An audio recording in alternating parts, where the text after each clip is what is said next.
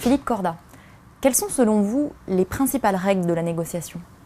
Alors, quand j'ai commencé à m'intéresser à ce sujet il y a une vingtaine d'années, avec mon équipe, j'ai fait des recherches sur à peu près tout ce qui avait pu s'écrire sur la négociation sur différents continents, dans différents domaines, négociation diplomatique, sociale, commerciale, etc.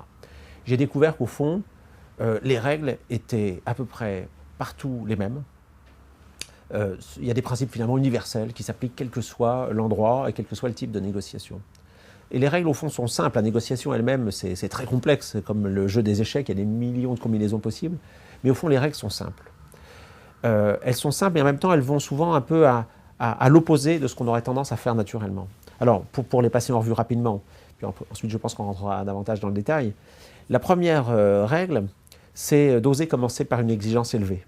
Puisque toute négociation finit par un compromis, il ne faut jamais commencer par un compromis. Ça, c'est la première règle. Donc, oser commencer par une exigence élevée.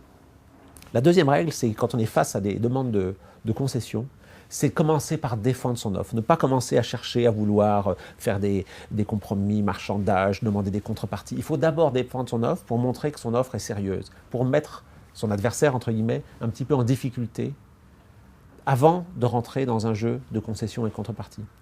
Donc, défendre son offre. Troisième règle, c'est ne rien céder sans contrepartie. C'est la règle la plus connue, mais en même temps, c'est la moins bien appliquée.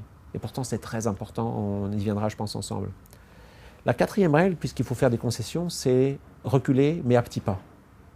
Reculer à petits pas, reculer en donnant ce qui va coûter le moins et ce qui va entraîner le moins de conséquences pénalisantes, y compris à terme.